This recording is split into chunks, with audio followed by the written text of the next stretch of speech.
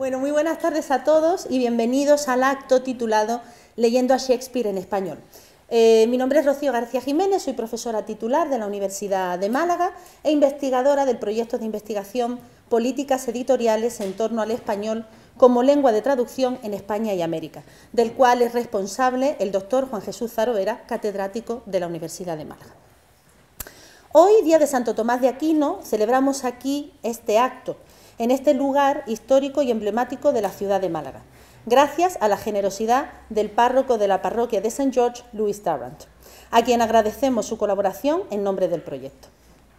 Esta actividad se integra en el Plan UMA Divulga, que gestiona el Servicio de Publicaciones y Divulgación Científica del Vicerrectorado de Investigación de la Universidad de Málaga y cuenta con el apoyo de la Fundación Española de Ciencia y Tecnología.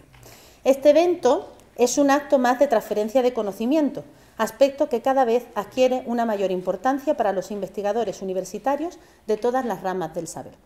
Y finalmente hay que agradecerle al doctor Vicente Fernández, investigador del proyecto, porque fue él quien propuso la celebración de un acto como este. Muchas gracias, Vicente.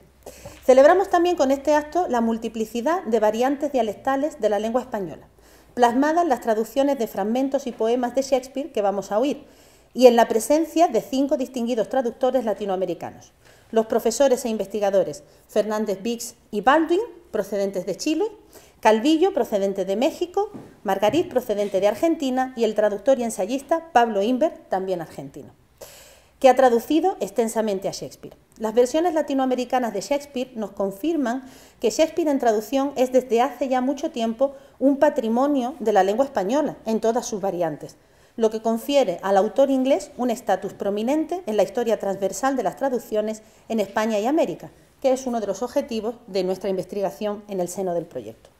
En la primera parte de este evento, todos ellos van a leer sus propias traducciones en 2 turnos, mientras que en la segunda leerán 6 sonetos de Shakespeare, nuestro párroco, Louis Tarrant, que lo hará en inglés, y luego 2 alumnos del máster en traducción para el mundo editorial y actuales doctorandos del programa de Lingüística, Literatura y Traducción y doctorandos de nuestros compañeros Marcos Rodríguez Espinosa y Carmen Acuña, que se llaman Alicia García Ferreras y David Alcaraz Millán, van a leer las versiones de dichos sonetas realizadas por traductores tanto españoles como hispanoamericanos.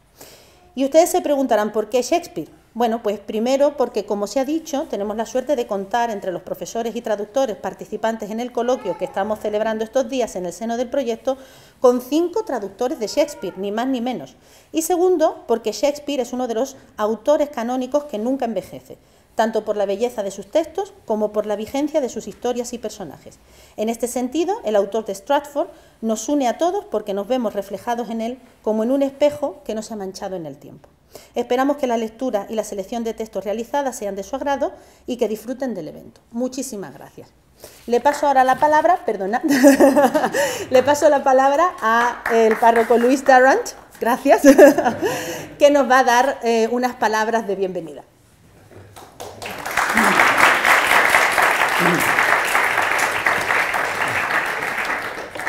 Muy buenas noches y muy bienvenidos a San Jorge. Esta noche es como un sueño bonito para mí porque Shakespeare es una persona muy importante en mi vida. Me ordené en la Catedral de Southwark, muy cerca del Teatro Globe. ¿Sí?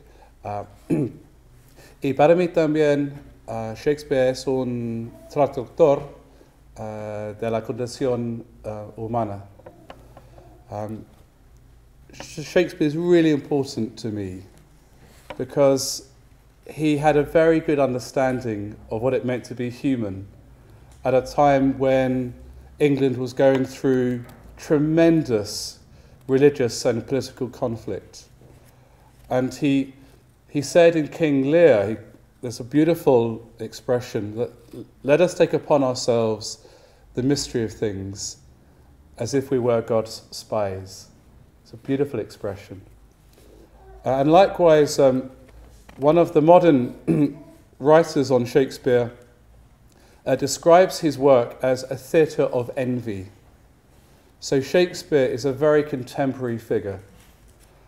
Estoy muy feliz que esta noche vamos a oír, los dos, en el mundo hispánico, sí, acentos diferentes. Entonces, espero que esta noche es la comienzo de un camino muy especial. Bienvenidos.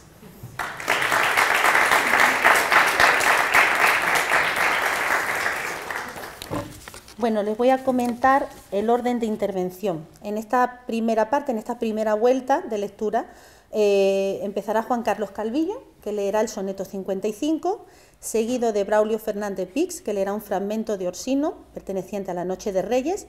Paula Baldwin seguirá con otro fragmento de Próspero, de La Tempestad, y Pablo Inver también leerá otro fragmento, también de Próspero, perteneciente también a La Tempestad. Por último, Lucas Margarit leerá El Fénix y la Tórtola.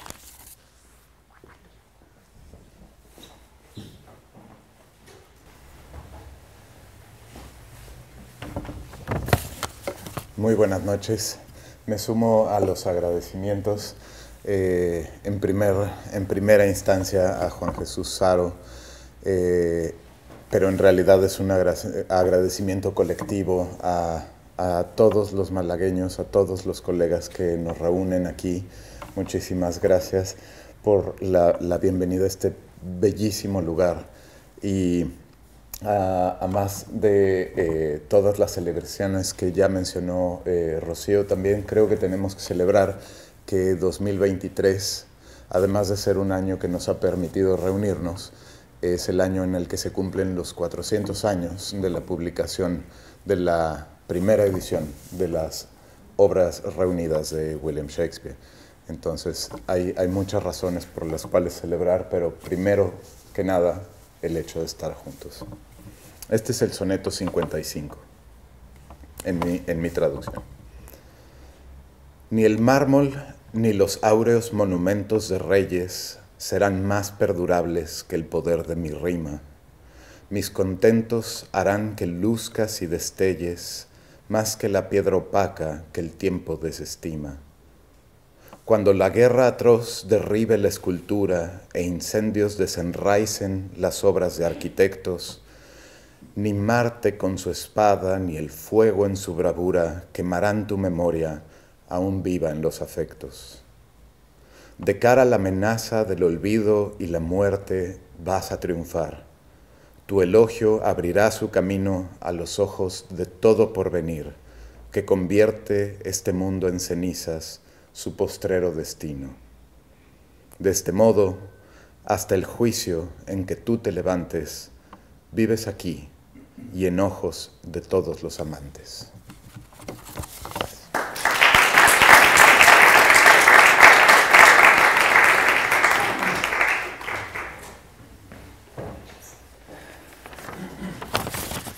Bueno, yo también me sumo a los agradecimientos de Juan Carlos, a todos, Juan Jesús, Málaga. Yo voy a leer el inicio de la comedia Noche de Reyes, una traducción que hicimos con la profesora Paula Baldwin. La situación es la siguiente: el conde Orsino, que está profundamente enamorado de Olivia, pero Olivia no recibe sus amores, ¿no? Por varias razones que no quiero alargar el tiempo, y entonces él está sentado en su salón y está escuchando música, le están tocando música, y eso a él le evoca el amor. Ese es el contexto de esta primera parte, ¿no? Dice así: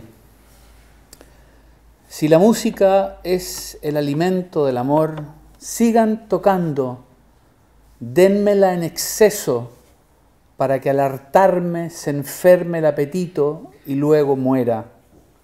Ese acorde otra vez tiene una cadencia agónica. Oh, vino a mi oído como el dulce viento del sur, que respira sobre un lecho de violetas, robando y prodigando sus aromas. ¡Basta! ¡No más!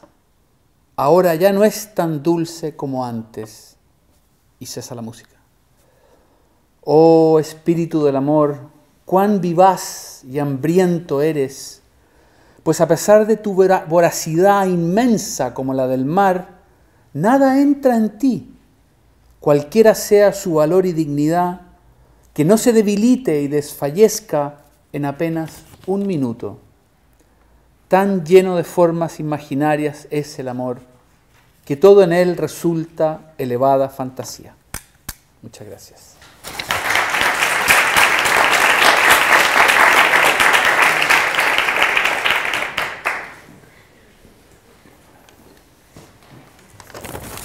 Bien, muy buenas tardes a todos, a todas. Muchísimas gracias también por esta invitación.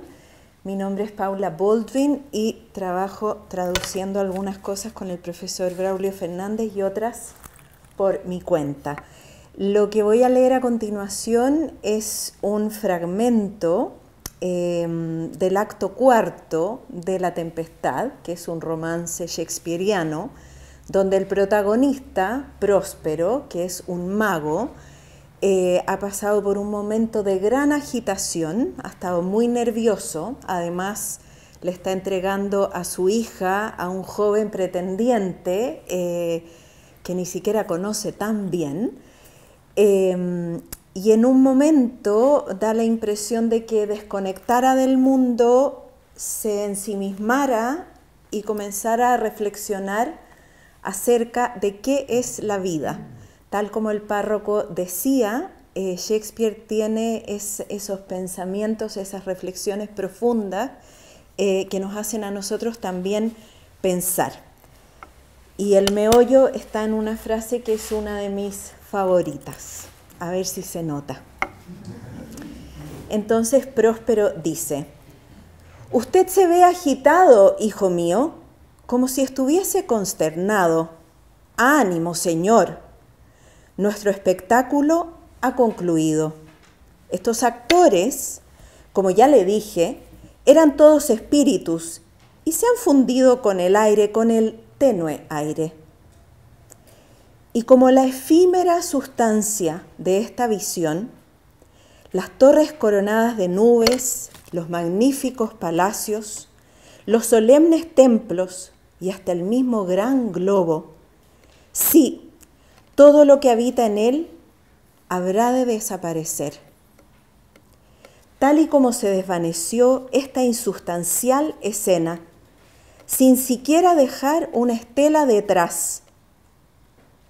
Somos de esa materia de la que están hechos los sueños, y a nuestra pequeña vida la rodea un dormir. Estoy desconcertado, Señor. Tenga paciencia con mi debilidad. Mi viejo cerebro se turba, pero que mis padecimientos no le inquieten. Si le parece bien, retírese a mi gruta a descansar. Yo daré una vuelta o dos para tranquilizar mi agitada mente. Muchas gracias».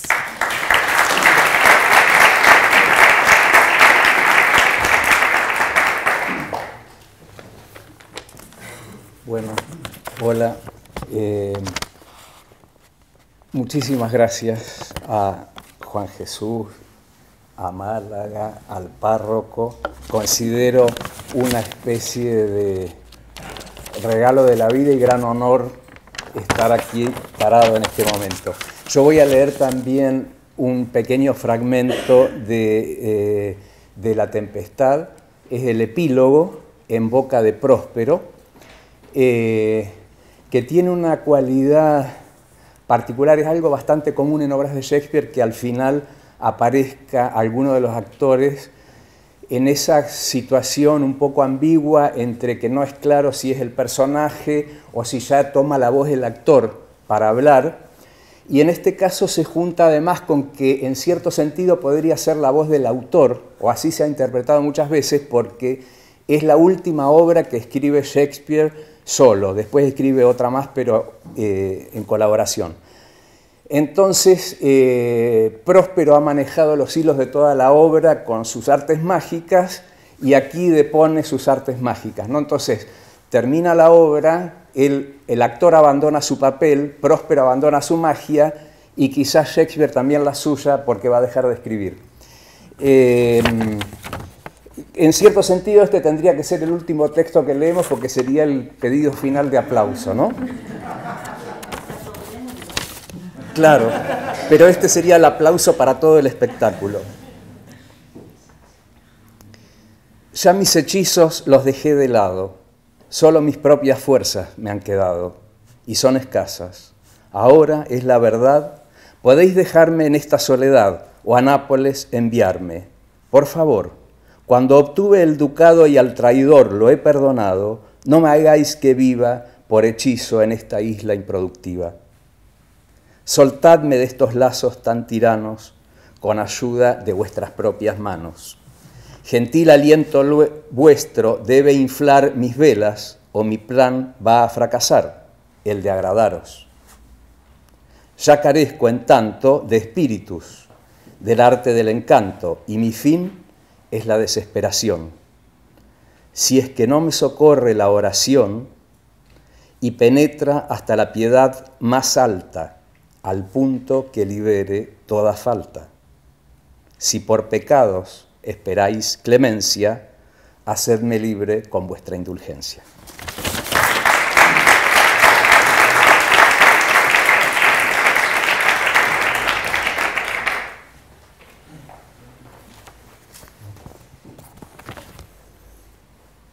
Buenas noches.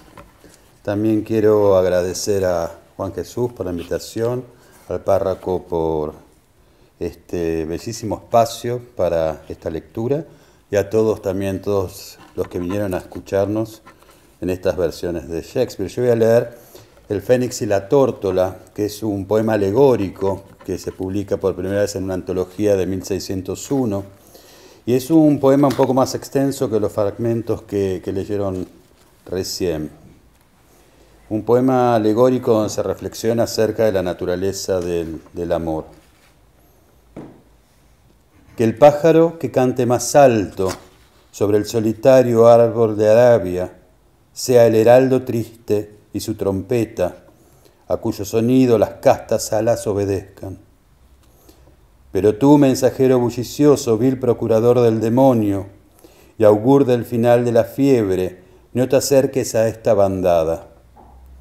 Que esta sesión quede vedada a las aves de alas tiránicas, excepto al águila, rey de plumas, que protege estrictamente las exequias. Que el clérigo de blanca sobrepelliz, quien entone la música fúnebre, sea el cisne adivino de la muerte, para que así esté presente el requiem. Y tú, cuervo de gorjeos agudos que creaste castas oscuras, con el aliento que has dado y tomado, irás entre nuestros dolientes en luto. He aquí el himno que comienza. Amor y constancia han muerto, Fénix y Tórtola volaron desde aquí en una llama mutua. Tanto se amaron que en el amor de dos fueron en esencia uno. Dos seres distintos e indivisos, cifra sacrificada por el amor. Corazones distanciados, no separados. Era visto a distancia, no el espacio, y entre la tórtola y su reina sucedían maravillas. El amor entre ellos brillaba tanto que la tórtola veía su flanco derecho flamear en la mirada atenta del fénix. Lo de uno era propio del otro. Así, la pertenencia era apremiada, pues uno no era el mismo. Nombre doble por una única naturaleza, no eran llamados ni dos ni uno. La razón confundida veía que lo dividido crecía unido, para sí mismos o para ninguno de los dos. Lo simple era también complejo. Entonces clamó: de verdad, este dúo parece una sola concordancia. El amor tiene razón y no tiene razón, si las partes pueden persistir así. Con lo cual compuso ese treno al Avix, al Fénix y a la Paloma, compañeros supremos y estrellas del amor, que, como un coro, van hacia una trágica escena. Muchas gracias.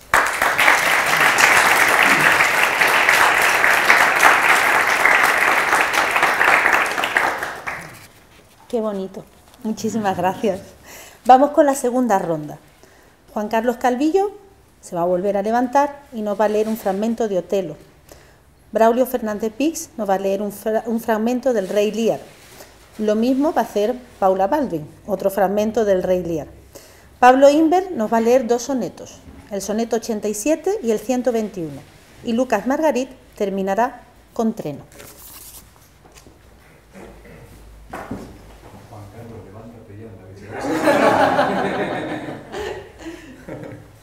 Muchas gracias. Le decía a Pablo hace un momento que mis dos selecciones son un pequeño tributo a un debate que hemos sostenido a lo largo de quizá ya una década, ¿no? Que cómo se traduce el verso de Shakespeare, si en alejandrinos o en endecasílabos. Entonces, el soneto que leí está en alejandrinos y este está en endecasílabos. Ya escuchamos un poema alegórico, ya escuchamos una comedia, ya escuchamos un romance tardío, y pese a que es una situación muy alegre, pues no podían faltar las tragedias, ¿verdad? Entonces, este es un fragmento de Otelo, es de hecho su último discurso. La situación es más o menos esta. Otelo ha matado a su esposa en un arranque de celos y se ha descubierto que la mató. Él sabe muy bien que no le queda otra cosa en esta vida, que lo van a apresar y que lo van a ejecutar. Entonces decide, yo creo que él no podría continuar con su propia vida de todas maneras, pero él decide morir de la manera más honrosa y terminar con su vida inmediatamente después de estas palabras. Silencio. Una palabra o dos les pido antes de irse. No poco servicio le hice al Estado, y eso bien lo saben. Ya no más. Les suplico que en sus cartas, cuando relaten estos infortunios, me refieran así, tal como soy, sin que nada atenúen, sin que nada insuflen con malicia. Hablen entonces de un hombre que amó no con prudencia, sino de sobra, de uno no cautivo de los celos, que a fuerza del engaño quedó en extremo desconcierto, de uno cuya mano, al igual que el indio abyecto, arrojó una perla más valiosa que su tribu entera, y cuyos ojos, no acostumbrados al afluente, ahora derraman lágrimas tan raudas como aquella resina curativa que brota de los árboles de Arabia.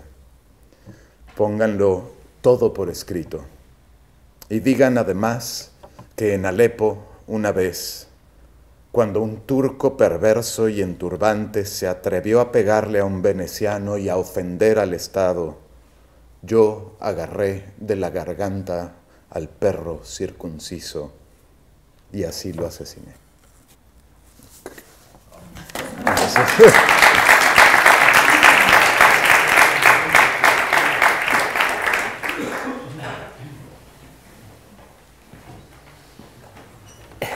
Bueno, seguimos con las tragedias. Deberíamos haber hecho al revés. Bueno, yo voy a leer un fragmento de la escena cuarta del acto tercero del Rey Lear. Es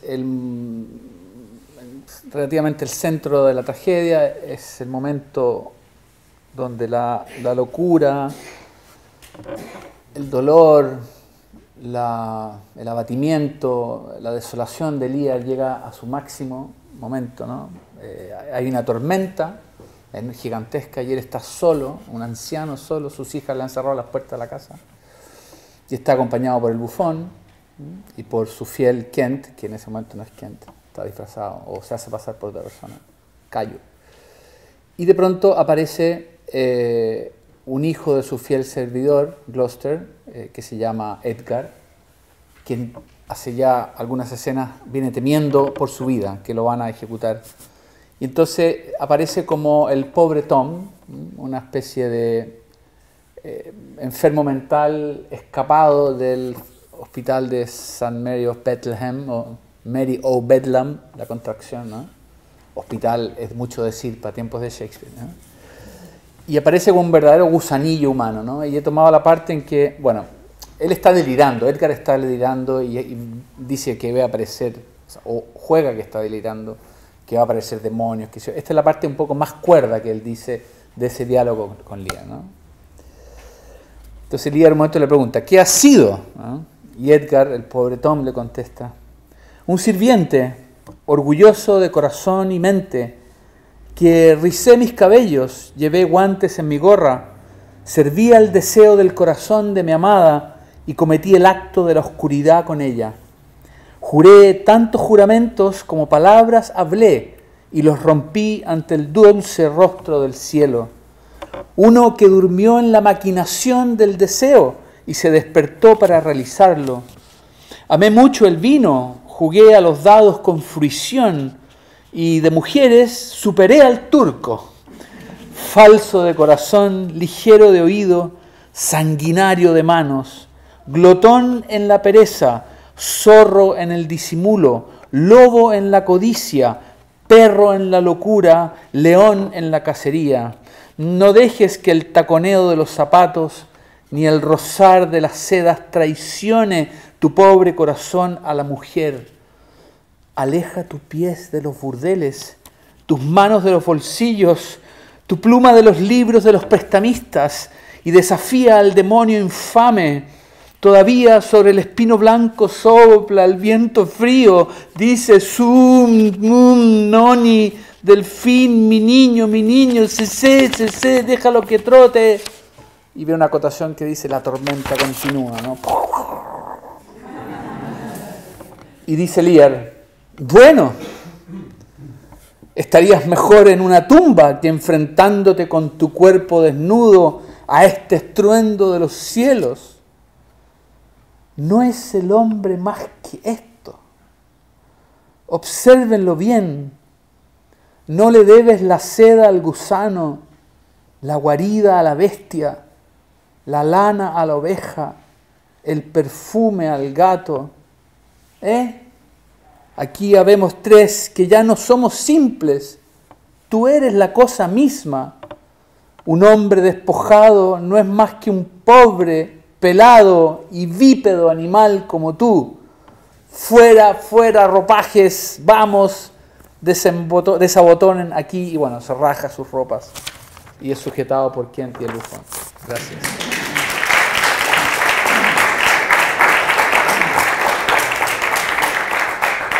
Yo siempre he pensado que las coincidencias no existen, sino que están planificadas desde la eternidad y que no recibimos el llamado de teléfono porque sí, sino que porque lo necesitábamos, ni nos topamos con alguien en la calle porque sí, sino porque eso estaba previsto. Y aunque ustedes no lo crean, el fragmento que voy a leer es el fragmento favorito de nuestro párroco, donde Lear habla de que seremos los espías de Dios. Así que it's not mere coincidence, I think it is a fact. Here it is. Están al final de la tragedia. Lear se ha reencontrado con su hija favorita, con Cordelia, después de un camino de sufrimiento, de locura, de soledad, de desnudez. Y este momento es de una ternura y de un cariño particular cuando se reencuentran, y gracias a eso, en cierto sentido, Lear recupera su lucidez, ¿no? Entonces están los dos, imagínenselos probablemente en el suelo, sobre una silla, este anciano, probablemente Cordelia ahí sosteniéndolo y reflexionando acerca de lo que ha ocurrido. Y habla Cordelia, no voy a hacer distintos tonos de voz porque serían ridículos. Habla primero Cordelia. No somos los primeros que con las mejores intenciones han logrado lo peor. Por ti, oprimido rey, bajo la mirada. Yo misma podría avergonzar el ceño fruncido de la falsa fortuna. ¿Acaso no veremos a estas hijas y a estas hermanas? Y Lear responde, no, no, no, no. Vamos, volvamos a la prisión. Nosotros dos solos cantaremos como pájaros en la jaula. Cuando me pidas que te bendiga, me arrodillaré y pediré de ti el perdón. Así viviremos y rezaremos y cantaremos y contaremos viejos cuentos y nos reiremos de las doradas mariposas y oiremos a los pobres granujas hablar de las nuevas de la corte y hablaremos con ellos también, quién gana y quién pierde, quién está dentro, quién fuera, y consideraremos los misterios de las cosas como si fuéramos los espías de Dios y sobreviviremos en una prisión amurallada a las camarillas y facciones de los grandes que fluyen y refluyen por la luna. Muchas gracias.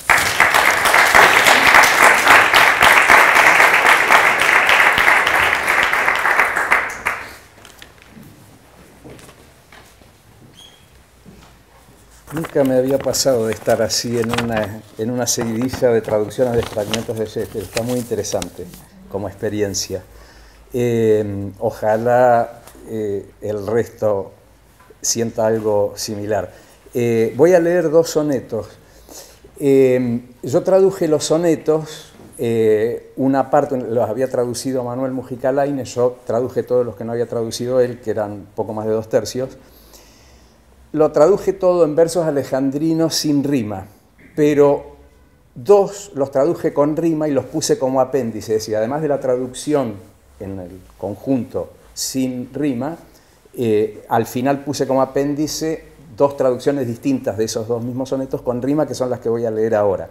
La primera es una historia que sería como algo muy actual, digamos como muy de esta época, porque es de la parte en la que se refiere a dificultades amorosas con otro varón.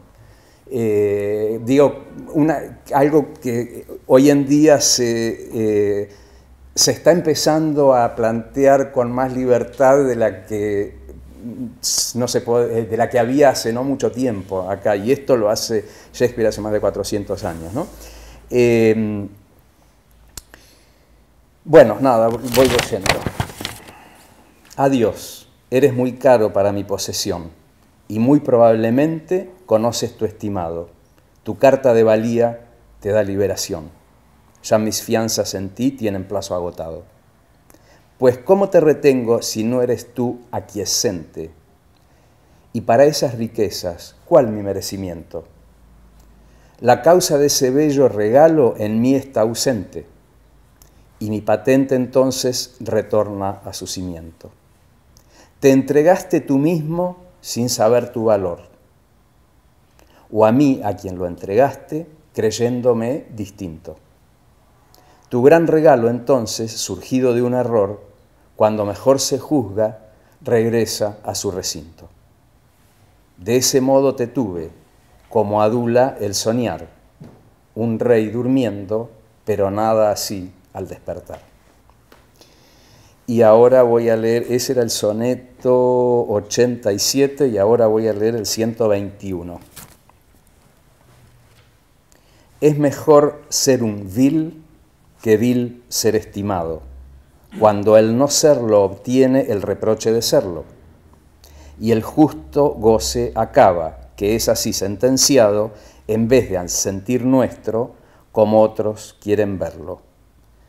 Pues ¿por qué el ojo de otros, que produce falsías, a mi sangre traviesa va a saludar ameno? ¿O tienen mis flaquezas aún más flacos espías, que a su antojo hacen malo lo que pienso que es bueno? No, yo soy el que soy, y quien diga yo mido tus faltas, de las propias está haciendo recuento. Yo recto puedo ser, aun si él está torcido, no a demostrar mis actos su rancio pensamiento, a menos que este mal general sea su ley. Todo hombre es malvado y en su maldad es rey.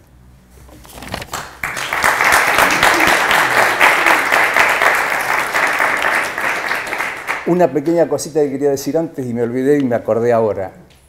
Piensen que estos sonetos fueron escritos más o menos en la misma época en que Quevedo escribía los suyos. Entonces, siempre al traducirlos yo tenía la idea de que sonara de alguna manera que nos hiciera evocar eso, ¿no? Esa época.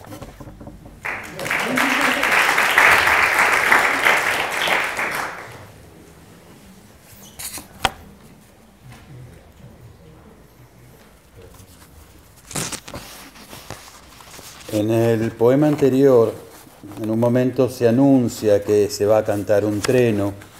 Un treno es una canción fúnebre y es la canción que cantaban justamente las aves en el cortejo del fénix y la tórtola. Verdad, belleza y extrañeza y toda la simpleza de la gracia están aquí yaciendo en sus cenizas. La muerte es ahora el nido del fénix y el leal pecho de la tórtola en eternidad reposan. No han dejado herencia, no fue por dolencia sino por casto matrimonio. La verdad puede parecer, mas no puede ser y sin ser la belleza alardea, que belleza y verdad sean enterradas. Que sobre esta urna dejen sus respetos, sean verdaderos o justos, y por estas aves muertas, digamos, una plegaria. Muchas gracias.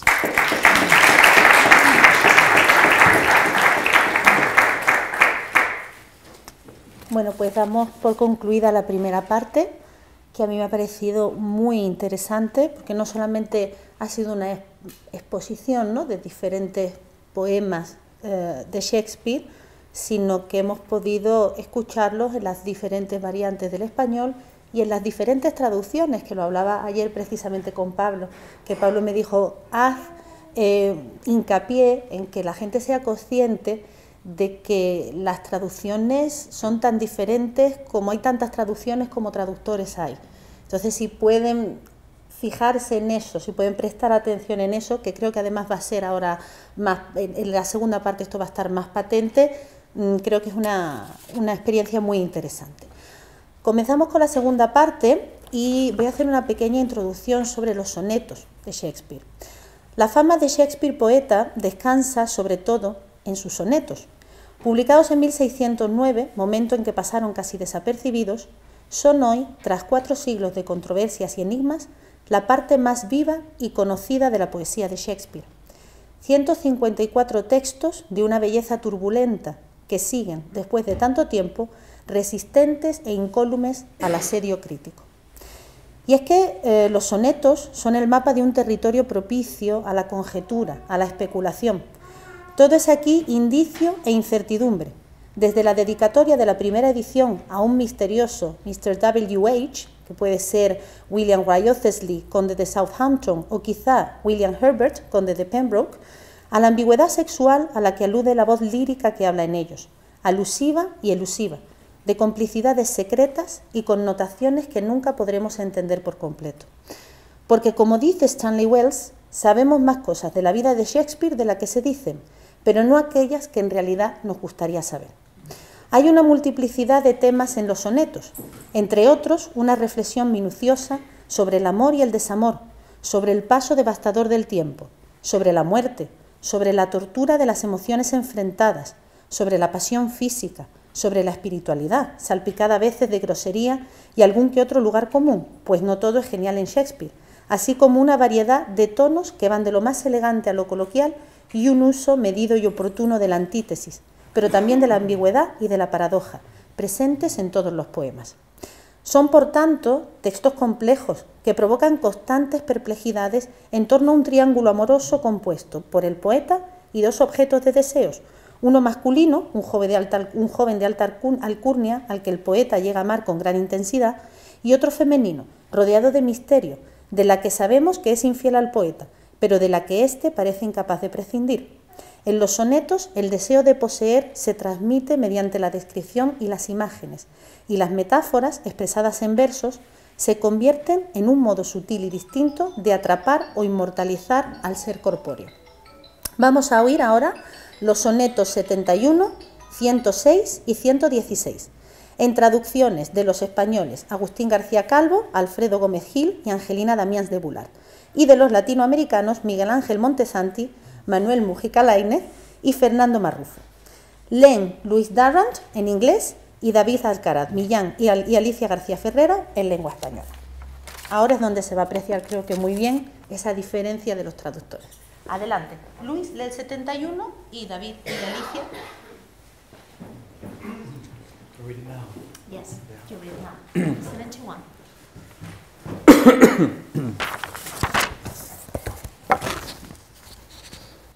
No longer mourn for me when I am dead, then you shall hear the surly sullen bell give warning to the world that I am fled, from this vile world with vilest worms to dwell.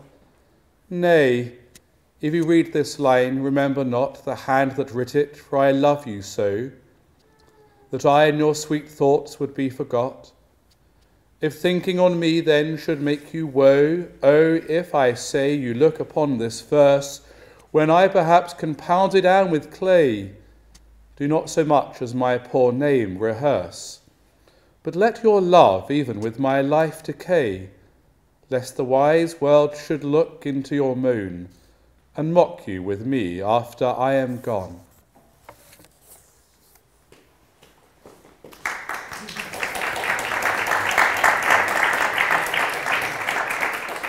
Bien, antes de empezar me gustaría dar las gracias también igualmente a los organizadores y a los asistentes, y voy a pasar a hacer un pequeño apunte biográfico sobre el traductor, sobre Manuel Mujica Lainez.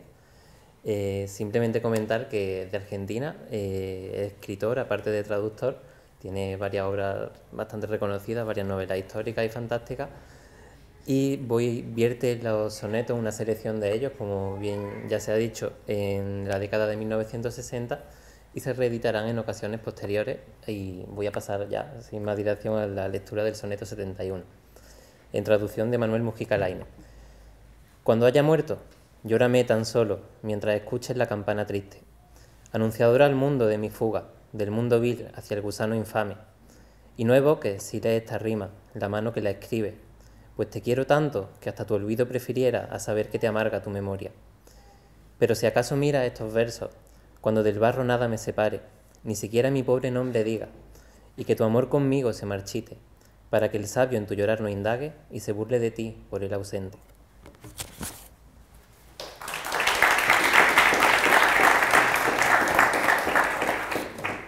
En mi caso también voy a leer una traducción del soneto 71, esta vez de Alfredo Gómez Gil, que nació en Alicante en 1936 y es poeta, profesor, periodista y también ensayista. Es doctor en Filosofía y Letras por la Universidad Complutense de Madrid y doctor honoris causa por la Richmond The American International University en Londres. Ha traducido al español los sonetos de Shakespeare y también la obra de autores chinos, clásicos y modernos. Y sin más dilación, la traducción del soneto 71 por Alfredo Gómez.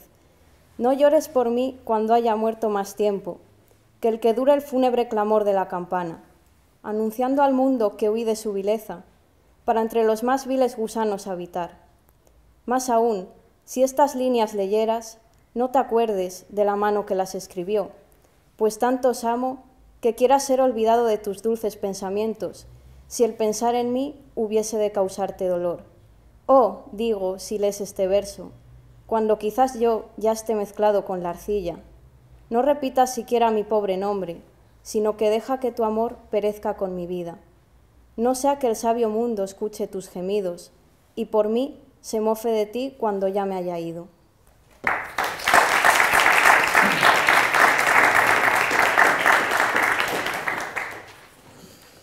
Sonnet 106. When in the chronicle of wasted time I see descriptions of the fairest wights, and beauty making beautiful old rhyme in praise of ladies dead and lovely knights. Then in the blazon of sweet beauty's best, of hand, of foot, of lip, of eye, of brow, I see their antique pen would have expressed even such a beauty as you master now.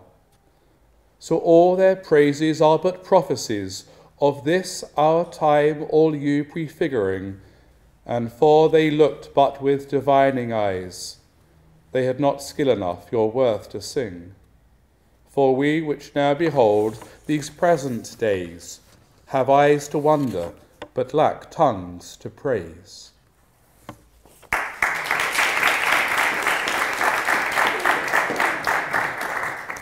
Bien, al igual que antes, un pequeño apunte biográfico antes de pasar a la lectura.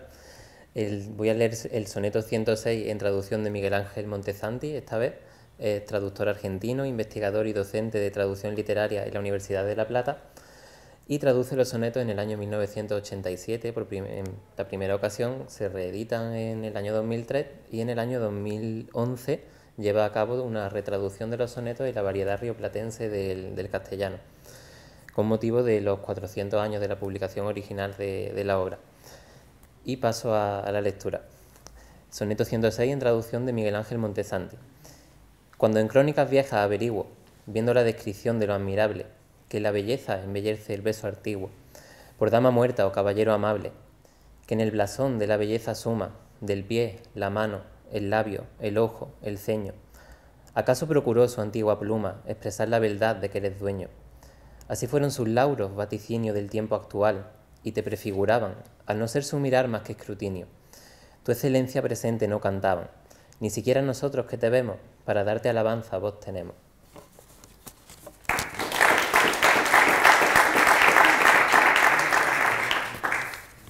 A continuación yo voy a leer el soneto 106 en traducción de Agustín García Calvo, quien fue un lingüista, filólogo, traductor y pensador zamorano, además de poeta, dramaturgo y ensayista.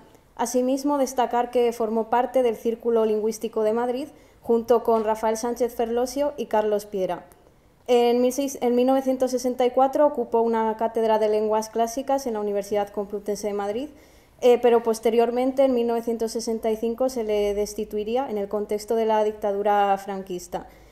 Posteriormente, en 1976, le fue restablecida esta cátedra, pero después de pasar por un exilio en Francia, en París.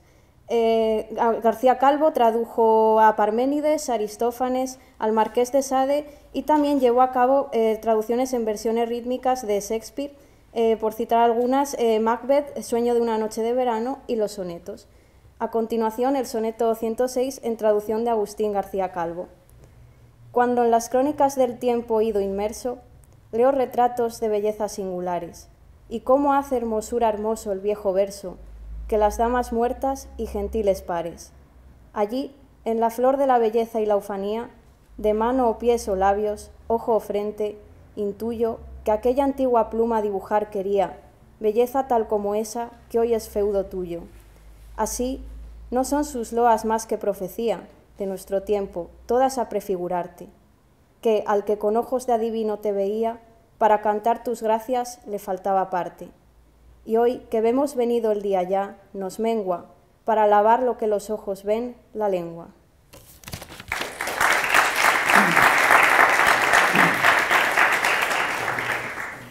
Y el último. Let me not to the marriage of true minds admit impediments. Love is not love which alters when it alteration finds, or bends with the remover to remove. Oh no, it is an ever-fixed mark that looks on tempests and is never shaken. It is a star to every wandering bark, whose worth's unknown, although his height be taken. Love's not time's full, those rosy lips and cheeks within his bending sickle's compass come. Love alters not with his brief hours and weeks, but bears it out even to the edge of doom. If this be error and upon me proved, I never writ, nor no man ever loved.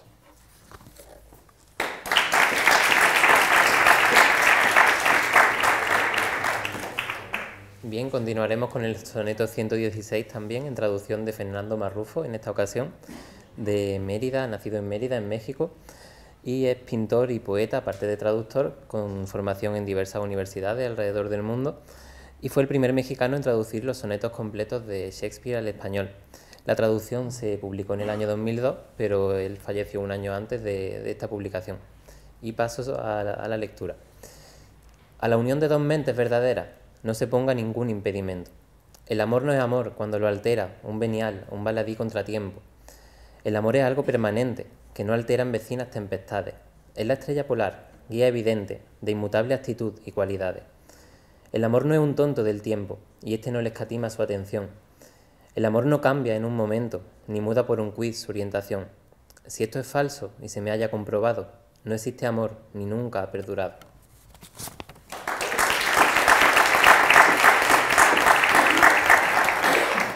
A continuación yo voy a leer la traducción de Angelina Damians de Bullard. Poco sabemos de esta traductora y de hecho solo encontramos entre sus traducciones la de los sonetos de Shakespeare. Como menciona el profesor Juan Jesús Zaro en un Trujamán publicado en 2016, únicamente es posible encontrar su necrológica en el archivo de La Vanguardia.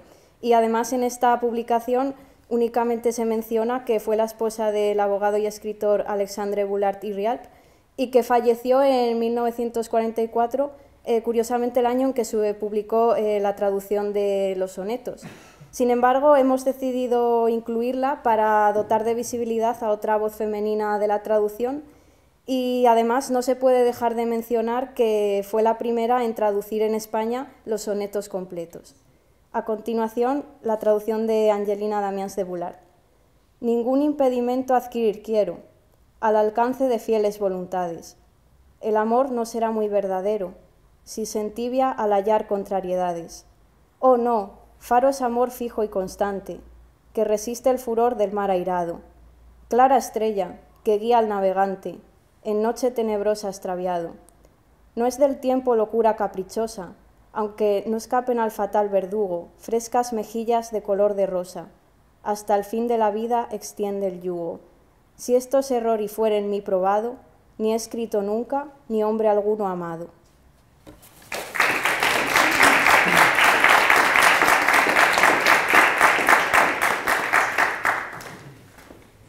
Bueno, pues hasta donde sé teníamos 1 hora y hemos consumido esa hora. ¿Tengo un ratito más? Sí, no, tengo las llaves y la puerta está abierta. O sea, puedo, ¿no? Puedo. Si no tenéis frío, ¿vale? Todo bien. Muchas gracias. Me ha dicho que yo era la jefa hoy, pero aún así tenía que preguntar por si teníamos 1 hora de corte. Yo querría ahora hacer unas cuantas preguntas, establecer un pequeño debate y hacer unas preguntas a nuestros traductores. ¿Os podéis sentar? Y luego, si el público está interesado también en hacer, a raíz de este debate que tengamos, más preguntas, pues estamos disponibles para ello. Yo quería preguntarle a todos nuestros traductores hispanoamericanos que cómo habían llegado a traducir a Shakespeare, por qué. Sé que Juan Carlos me ha contado este mediodía una historia muy interesante de cómo él llega a Shakespeare y si tenéis a bien contarnos qué particularidades o qué dificultades ha presentado para vosotros la traducción de los poemas de Shakespeare y en particular los que habéis elegido hoy. ¿Qué me contáis?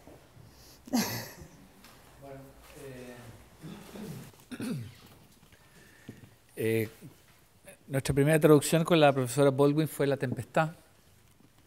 Y la verdad que la primera motivación fue que ningún texto, ninguna traducción nos satisfacía plenamente para poder enseñarla en clase.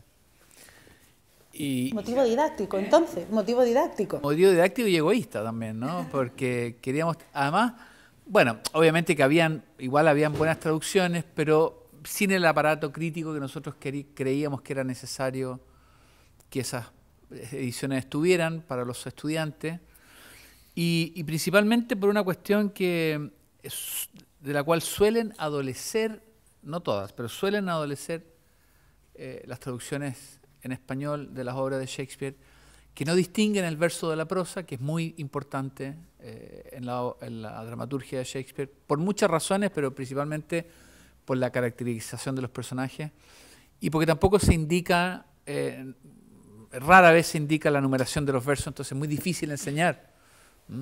Uno no puede estar enseñando, que si Hamlet, y decir, bueno, vayan a la página 97, digamos, ¿no? Leamos Hamlet, página 97, no es así.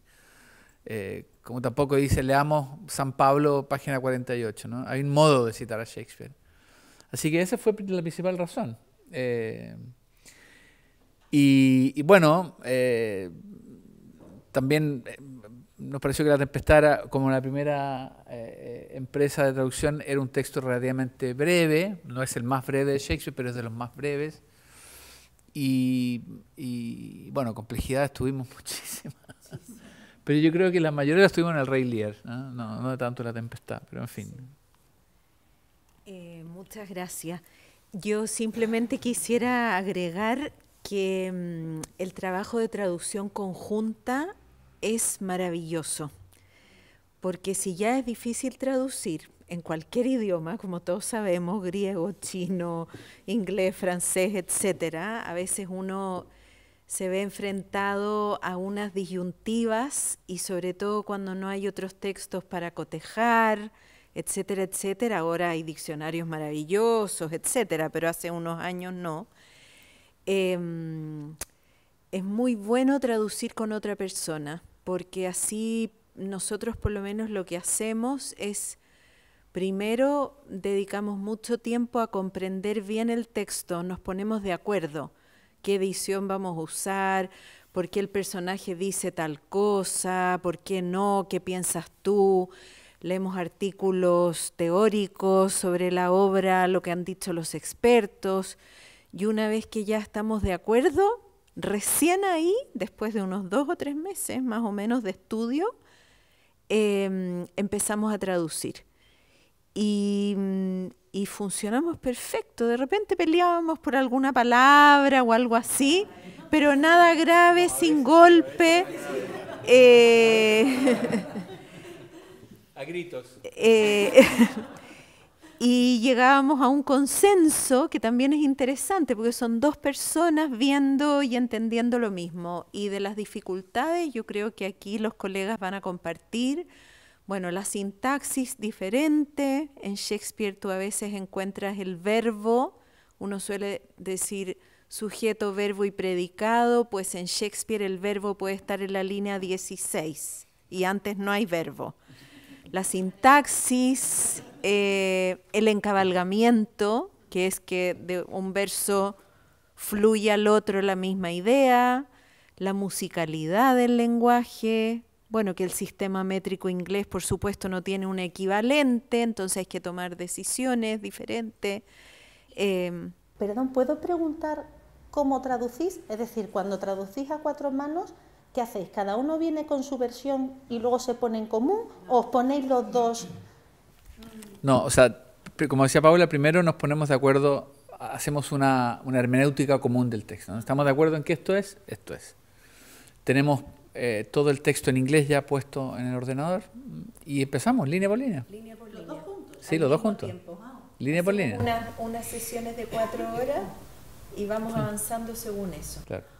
Siempre trabajamos con la edición de Arden, pero tenemos siempre presente Cambridge, porque tiene un aparato de notas performativo muy bueno, teatral, y Oxford, que suele tener un aparato filológico también muy notable. Las tenemos siempre a la vista, aunque trabajamos con Arden, y siempre tenemos a la mano un par de traducciones españolas solamente para ver cómo han resuelto ciertos problemas. A veces no los resuelven, pero... y sí, vamos línea por línea. Y cuando... Sí. Cuando no logramos resolver algo, intentamos ver la escena, el montaje, porque los gestos, etcétera, de los actores dan muchas pistas de qué realmente están diciendo.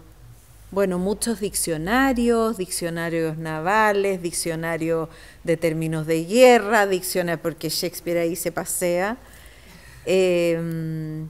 Y sí, vamos en el momento, línea por línea. Y después, al final, al terminar toda la traducción, hacemos la versión final y hacemos en general 2 sesiones o a veces una, depende. Invitamos actores y actrices, nos sentamos todos y vamos leyendo en voz alta. Para ver si funciona. Sí, para ver si funciona. Me ha encantado. Muchas gracias. ¿Alguien más quiere contar? Lucas, Pablo quiere contar algo. Yo empecé traduciendo como ejercicio de escritor, como algo privado, y en algún determinado momento empecé a hacer algunas traducciones pequeñas cuando empecé a estudiar griego y latín. Yo hice la carrera de letras clásicas como segunda carrera, mi primera carrera fue contable. Y ya relativamente grande, o sea, empecé a los 27, 28 años muy de a poco. Y lo que notaba en las traducciones hechas por, en general, quienes saben griego y latino y que son, en general, gente muy especializada en eso dentro de la academia, pero les suele faltar un poco de sabor poético a sus traducciones. Entonces yo empecé un poco a jugar con eso, a publicar algunas en revistas, y un argentino radicado en Chile me propuso... vio una traducción que había hecho yo de un poema de Safo y me pidió que hiciera un libro con la poesía de Safo. Esa fue mi primera traducción. En ese momento yo necesité buscar trabajo, me conectaron con la editorial Losada, fui a ofrecer un montón de traducciones, me dijeron, ¿por qué no haces Edipo Rey y Antígona? Yo no quería hacer traducciones del griego porque llevan mucho trabajo, pero las hice. Y cuando estaba haciendo eso, más o menos funcionaron bien ahí en la editorial y me dijeron, tenemos el proyecto de completar Shakespeare traducido por escritores, porque ya tenían algunas traducciones antes, como la de Mujica Lainez, Romeo y Julieta de Neruda y algunas otras más. ¿Y por qué no querrías hacer alguna? Y yo dije, La Tempestad. Me dijeron, bueno. Y entonces yo la verdad es que ni siquiera había leído nunca Shakespeare en inglés. Entonces, justamente con la experiencia filológica, me puse como una especie de equipo, así con la linternita y las antenas, como quien va explorando un territorio desconocido, y siempre con mucha meticulosidad y mucha investigación, etcétera, etcétera, fui convirtiéndome, porque esa traducción además se publicó, me dieron un premio que yo ni siquiera sabía que existía hasta ese momento, que fue el premio a la mejor traducción dramática del año, publicada o representada en Buenos Aires. Todo eso hizo que en la editorial también me llamaran para que siguiera haciendo más, y así terminé traduciendo la mitad de las obras completas y dirigiendo el resto. Fue todo ese proceso. Mi método de trabajo, además de esto que yo decía, fue que yo me imprimía los textos, los tenía en esa época. Ahora uno entra a internet y tiene todos los textos, eso no existía en ese momento. Entonces un amigo me regaló un CD que tenía toda la obra completa de Shakespeare, y yo me la iba bajando de ahí. Entonces me bajaba las obras y las imprimía en una hoja, en la mitad de la hoja, bien contra este lado y con bastante distancia entre verso y verso. Y entonces empezaba al costadito con lápiz a mano a hacer la traducción, y entre medio de los versos ponía notas, apuntes para notas o cosas. Una vez que terminaba una escena, la pasaba en la computadora y ahí elegía, revisaba, etcétera, etcétera. Y cuando terminaba todo, hacía la revisión final. Así fue el proceso que hice con todas. Todas las traduje primero a mano, y usaba muchísimo el Oxford English Dictionary en la versión compacta que hay que leer con lupa, que es un mamotreto así enorme. Exactamente, porque me parecía una fuente como indispensable, porque ahí te cuenta cada palabra, de cuándo se usó por primera vez, bla, bla, porque a veces uno, si no comete errores, qué sé yo, no sé, uno, digo, muy común. Dinner es la comida principal del día. En la época de Shakespeare era el almuerzo.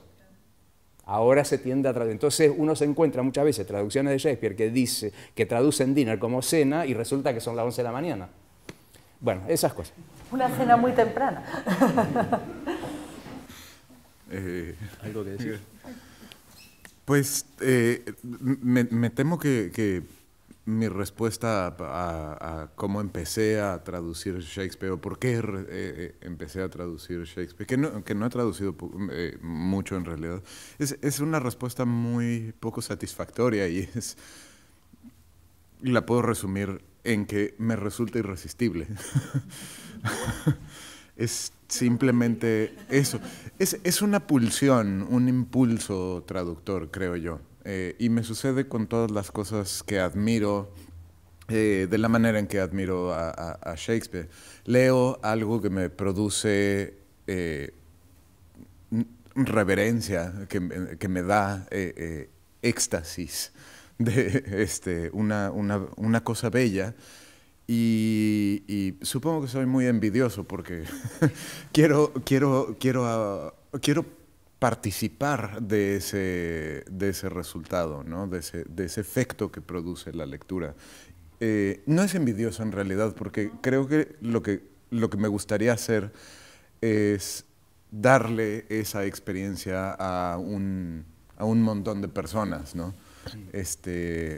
Quizá explorar la posibilidad de que estas otras personas lo sientan como yo lo sentí. Entonces creo que de ahí viene como la necesidad de ser fiel a mi lectura. Dejen ustedes al texto, ¿no? Y bueno, ya te contaba hace rato y que creo que viene bastante a colación esto. Mi tesis doctoral, yo tenía la intención de hacer un trabajo para mi tesis doctoral en conjunto con un neurocientífico, porque había leído, hay estudios que se hicieron con resonancias magnéticas y no sé qué tanta cosa, estudios que demuestran que la lectura de Shakespeare tiene un impacto particular en el cerebro. Es una cosa fascinante. La lectura de otras piezas literarias estimula el cerebro, ciertas zonas del cerebro de manera como interesante, pero leer Shakespeare en particular es un detonador de algo que se prende en el cerebro. Y yo lo que quería hacer era ver si las traducciones de Shakespeare detonaban esa misma, hacían que se iluminara una determinada área en el cerebro. Sigue pendiente, pero igual y luego podemos hacer algo juntos. Sí. Explota neuronas, Shakespeare. Pero yo creo que la explota en español también, si no, no. Nada más agregar una cosa, que a pesar de toda la dificultad que implica, como yo venía de traducir a Safo y a Sófocles, que cuestan muchísimo más trabajo que Shakespeare. Entonces empecé con Shakespeare y me parecía re fácil comparativamente con lo que venía de hacer antes. Así que es como que empecé con todo lo más difícil y después de ahí cada vez las cosas eran más fáciles. Coser y cantar. Lucas, ¿nos quieres contar algo? Sí. Si no, no pasa. Bueno, yo comencé en realidad para también algo muy similar para alumnos de la Universidad de Buenos Aires, sobre todo algún soneto, primero porque me interesa la poesía en términos generales y la poesía del Renacimiento de manera particular. Y un día recibo un mail de Pablo invitándome a traducir a Enrique VIII para la colección que él dirigía y bueno, ahí me introduje más profesionalmente, se podría decir, en la obra de Shakespeare. Yo más que Shakespeare traduje y sigo traduciendo otros poetas contemporáneos a Shakespeare, porque el periodo me resulta fascinante. Y hay ciertos autores del periodo que tienen tanta dificultad o más que Shakespeare. Estoy pensando en Thomas Nash, por ejemplo, ¿no? Donde la puntuación casi no existe, o es muy extraña, y hay que como reconstruir. Y muchas veces también sirve traducir a Wyatt, a Surrey o a Barnfield y comparar con Shakespeare. Y uno ve ciertas diferencias muy interesantes en el momento incluso de traducir. Y por lo general traduzco poesía, ¿no? Es más que teatro, porque por un lado soy poeta y me interesa justamente ese tipo de aproximación, ¿no? Muy bien. Bueno, pues, ¿tienen los asistentes alguna pregunta? ¿Quieren decirnos algo? Porque si no, creo que... ¿No? Juan Jesús. Yo solo quiero... Gracias. Solo quiero felicitar a todos los que hemos estado aquí, a los que han intervenido y al público a la vez, y decirles que este acto, aunque parezca preparado, no ha sido ensayado y ha salido muy bien. Es como una jam session, lo que hemos hecho. Y que yo tenía cierto miedo de, bueno, vamos a ver qué pasa, ¿no? ¿Cómo lo hacemos? Si eso se va a ir bien coordinado, ¿no? Hasta el final. Pero ha salido muy bien y me alegro muchísimo porque es un complemento extraordinario para el coloquio que estamos celebrando ahora mismo, ¿no? Y le doy las gracias a Luis otra vez y espero que podamos colaborar en más cosas en el futuro. Sin duda. Muy bien. Además tenemos que felicitarlo por su lectura en inglés. Es verdad, ¿eh? Que fue fabulosa. La lectura en inglés ha sido maravillosa. Ay, por ahí tienen... Quería felicitarme y felicitar a todos y agradecer enormemente el placer que nos han transmitido y dejar constancia de que esta divulgación no se conoce como divulgación y es divulgación de belleza, de conocimiento y de historia. Enhorabuena, felicidades al profesor Zaro, al profesor Vicente, que lo solicitó a todos los que han venido y a Luis Darran, porque ha sido realmente que me alegro muchísimo que se esté grabando para que esto lo puedan compartir aquí y allá. Muchísimos oyentes de tantos acentos de Shakespeare en español. Muchas gracias. Muchas gracias.